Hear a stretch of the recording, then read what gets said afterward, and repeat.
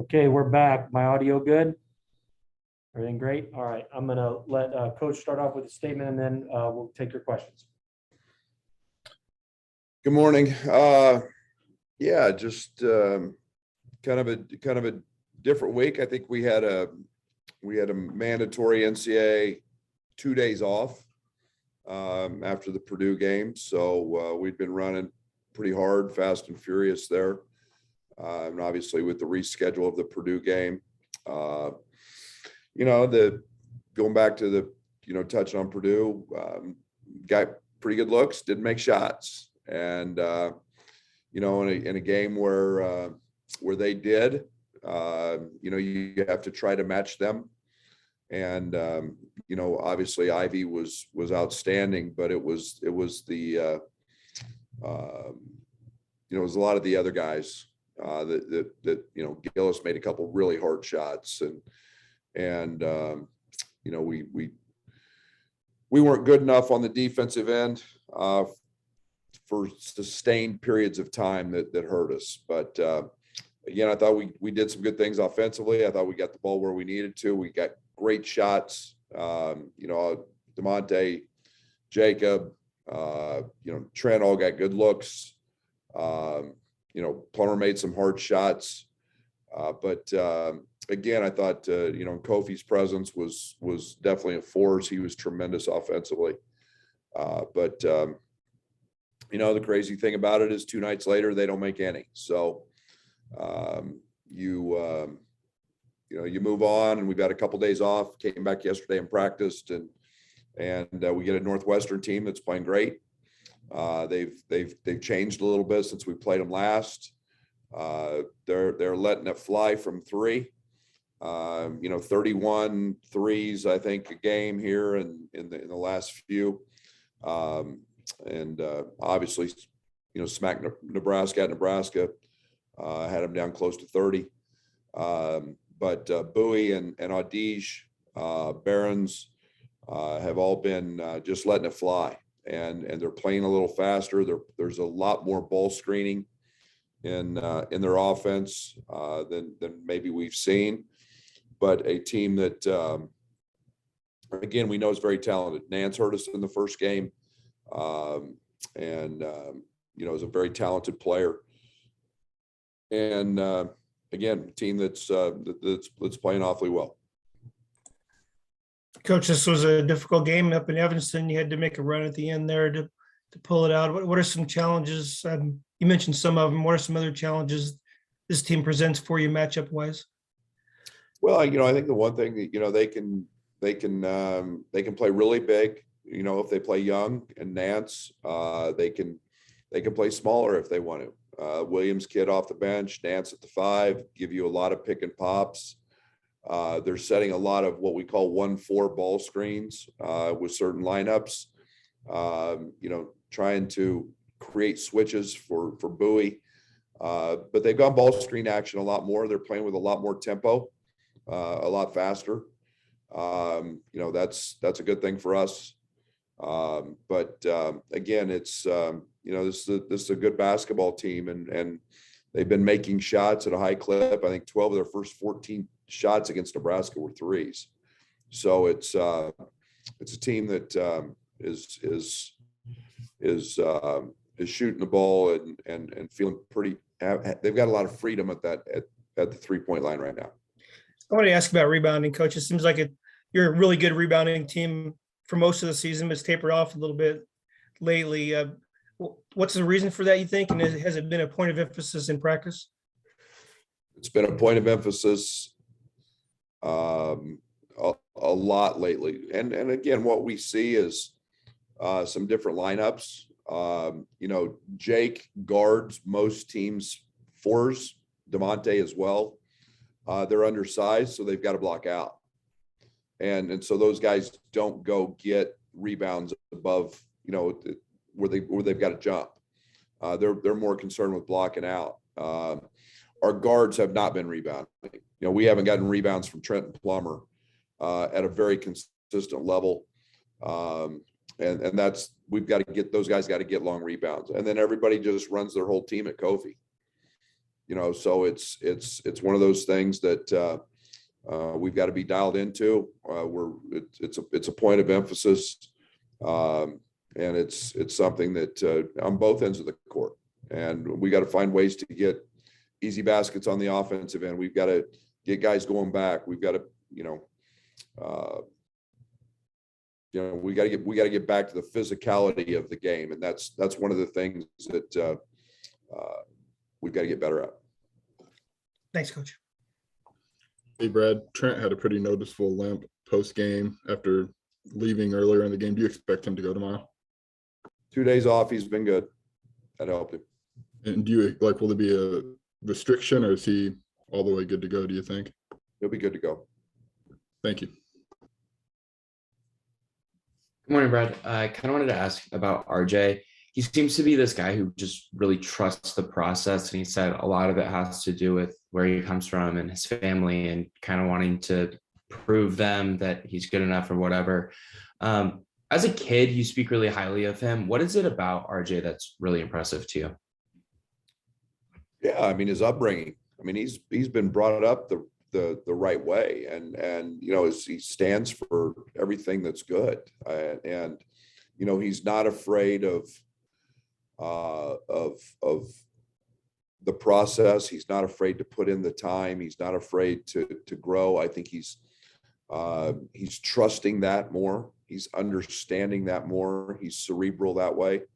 A lot of kids want to fight the process, and he doesn't. He's grown to accept that and to understand that, in practice, he may only get 3 shots, but you got to come to the gym extra and work, and you got to get a second workout with Fletch, and you've got to stay primed and stay ready, and know that all that work is going to pay off in the long run. And he's smart that way. He understands it. He hasn't got impatient. He's added close to 20 pounds since he's been here in the summer. That body's changing, and his athleticism's being enhanced. So, I think he sees the growth, and you put that with his IQ and his natural instincts and his feel, and it's why I'm really confident that young man's going to be a star in this league. And then to follow up, what is it about his game that makes you feel like he's going to be a star? Because that's the second or third time that you've said that now in the last couple of weeks. Shoots it, passes it, dribbles it, runs, athletic, plays above the rim. He's got great length, guards it. His IQ, his feel, he's got the ability to go break plays off and get a basket. He's an instinctive rebounder. He's an instinctive cutter. There's a lot of positives to work with from that aspect, and it's just physically just matching up and getting stronger. Brett, I want to follow up on RJ. You put him in some big spots against Northwestern and Purdue, including guarding Jaden Ivey, maybe the best guard in the country. When he hadn't played that much in Big Ten play through the first 9 games, was that kind of a sink or swim test for you, or what did you see during practice to kind of put him in that spot? Well, no, he guards well in practice, and okay, go guard somebody else that's really, really good, and find your way.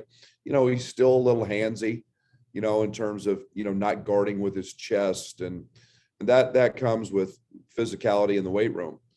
But his instincts are great. He doesn't take a false first step with his slide. He's a guy that has length to contest jump shots.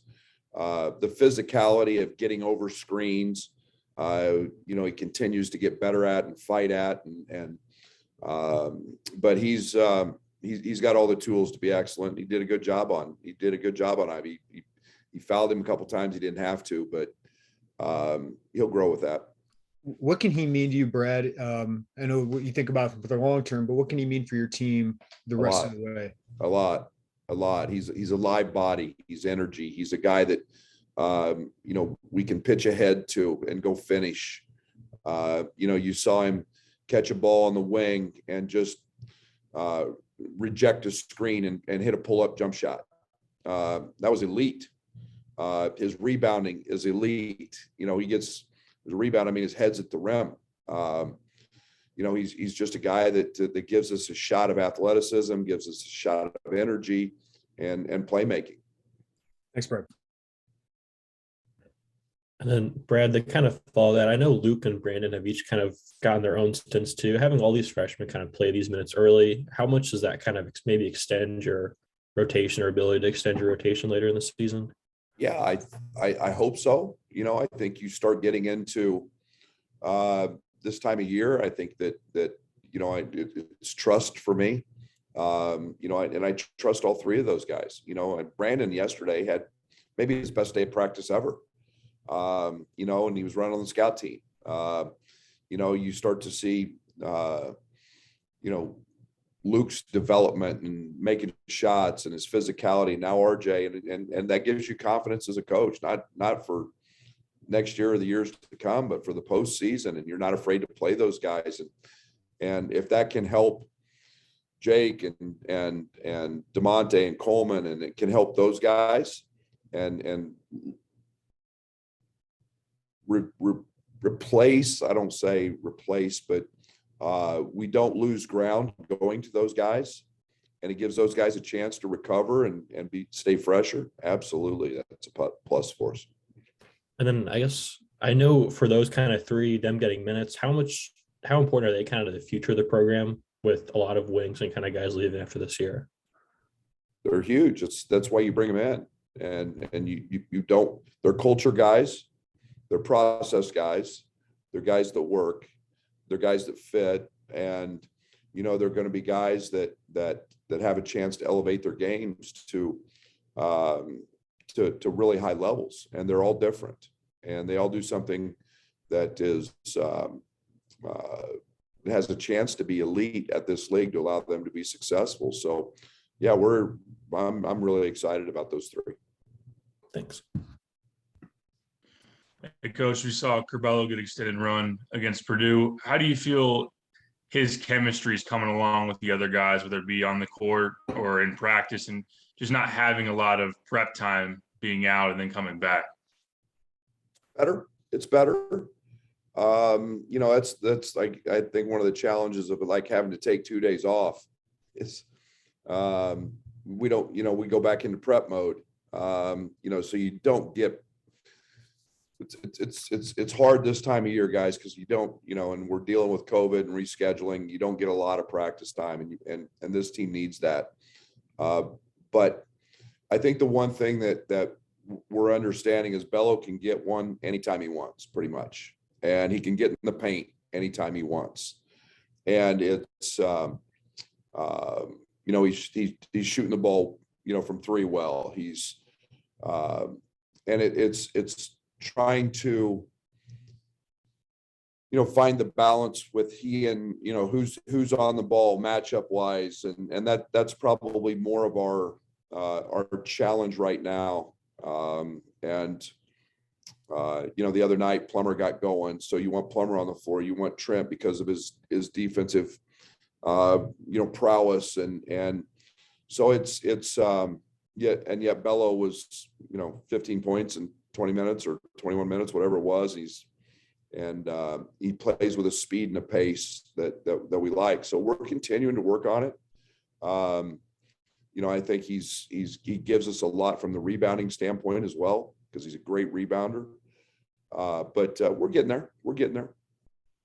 What do you think the adjustment is for other guys when he's in there? I know Lash talked about bigs expecting passes from different angles. For other on the wing, or is it maybe we run more when he's in the game? What's kind of the adjustment when he's on the floor? It's a game-to-game adjustment based on how people play us in ball screens. And, I think one of the things that is different is he's always going to get in the paint. And, sometimes you can be 5 seconds into a shot clock and he's in the paint and maybe nobody else has touched it.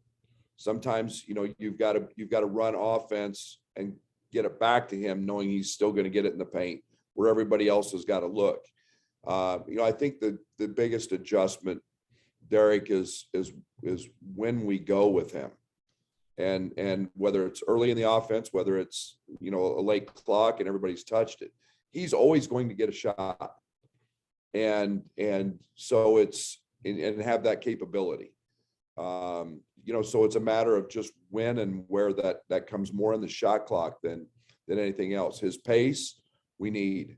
I love his pace, you know, the pitch aheads, the opportunities to get Plummer shots in transition, Trent shots in transition, Kofi on a rim run like he got the other night. We haven't had one of those in a while.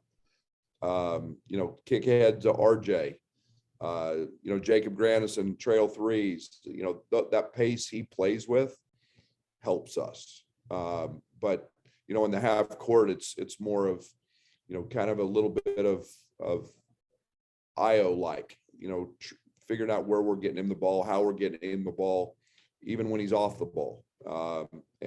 So we're getting better at that. Thanks. Hey, Brad, Trent mentioned a couple times on Tuesday night after the game that there'd be a lot to learn, maybe going back over the film from that one. Was there anything in particular you wanted the guys to take away from Tuesday? Yeah, we made a lot of scouting report mistakes. Our whole goal going into that game was not trying to give them threes.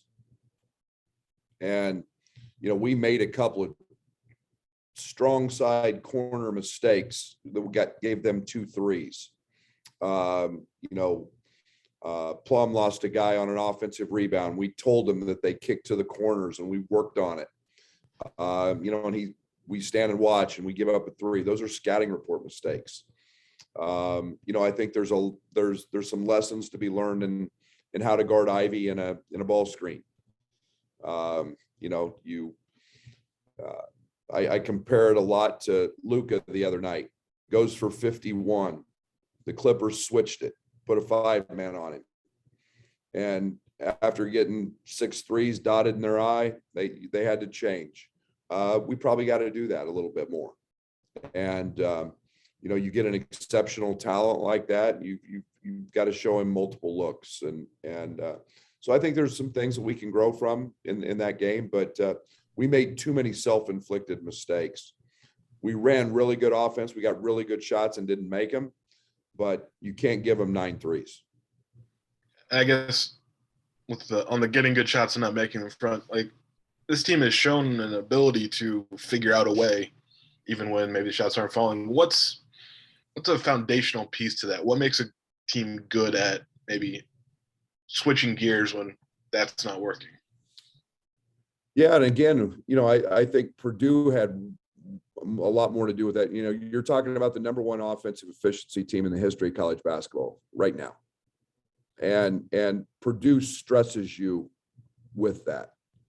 You know, that you've got an elite pro talent, you've got legit size and 2 guys, and especially Edey. And then you surround them with 40% 3-point shooters. They stress you on that end, and you can't make mistakes. And nights that you don't make shots, you kind of feel that building up, you know, like, you know, and we weren't good enough on the defensive end stopping them. They played great. They played terrific. And, you know, both nights they've played us, they've been very good. And the next games they've lost, you know? So it's, you know, we got to be better, but they put a lot, they're a good basketball team. They put a lot of stress on us and they made shots. Thanks, Brad. Coach, I wanted to ask you a little bit more about Pete Nance. What is it about him that's a matchup challenge for you? I know you're not going to tell me who's guarding him tomorrow, but does his length give you a little bit of trouble? He's a very, very skilled player. He's very athletic. He's got great bounce. He can deck it. You know, he can shoot the 3. And he's a matchup nightmare. And, you know, that's why that young guy's going to have a chance at the next level. But you know, he's a guy that can play in the mid post. He can play with his back to it. He's got a running sky hook. He's got a 3-point. I mean, he's got a pretty full bag of tricks to go to.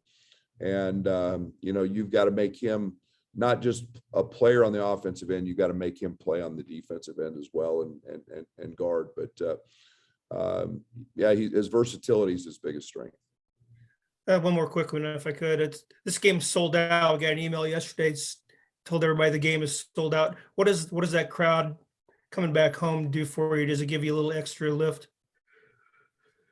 Absolutely, 100%. And after being at Purdue the other night, you know, it was a huge lift for them. It was deafening in West Lafayette the other night. I don't know if I've been in a place that was maybe since Allen Fieldhouse and Bramlage Coliseum back in the day, that was as loud as that place was the other night. And our crowd is a big part of our success at home, and it's something that makes this place special. And you know, when you come off one like that on the road, where you saw the impact of the crowd and the noise and how hard it was to communicate and talk, we look forward to that.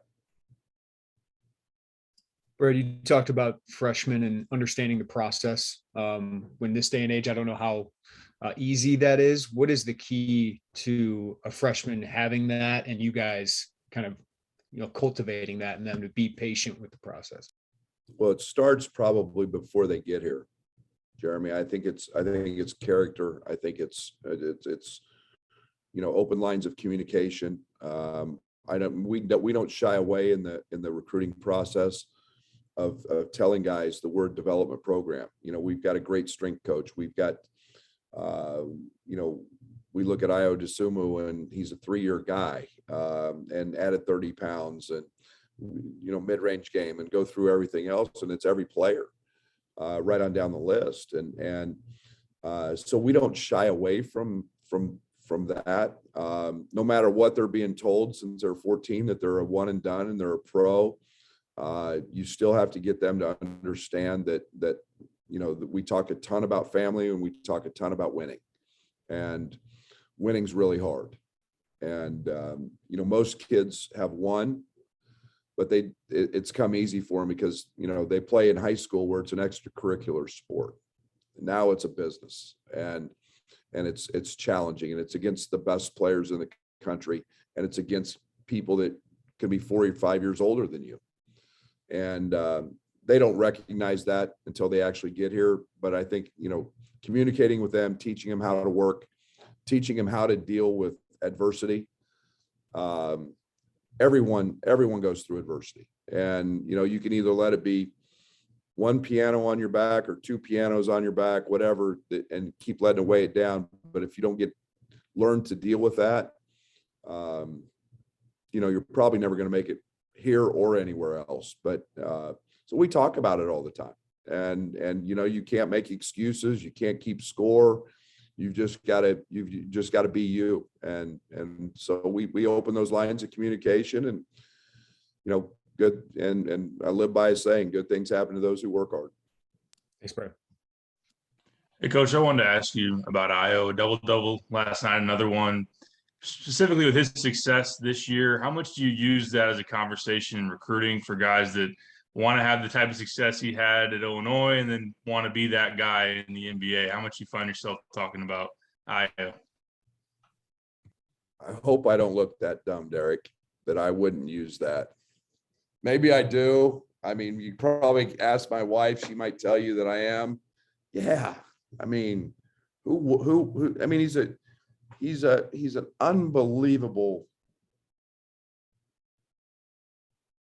resource piece to talk about, because he listened. He's not afraid to listen.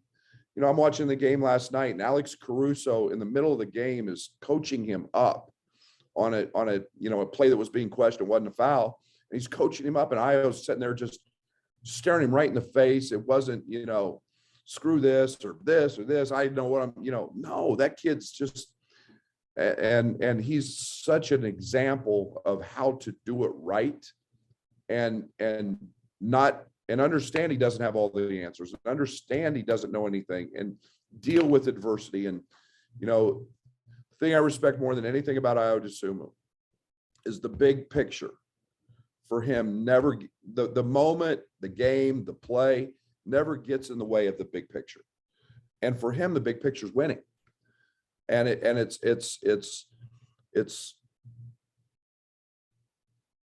doesn't matter what the situation, he's so focused on winning and how to win and how to be, and that process is incredible. So yeah, Derek, long answer to a great question. We'd be foolish not to show his remarkable growth in his career. And, all we got to do is pull up a film in Maui when he's got every part of his body covered because he was so skinny and frail, and it was an embarrassment to show off his body anyway. But he was afraid to get hit, and now 35 pounds later, here he is, cut up and strong. And I mean, that's development, that's work. And we'd be crazy not to try to sell that. I figured. Thanks. All right, that's all the time we have today. Thanks, everybody. We'll see you tomorrow at the gym.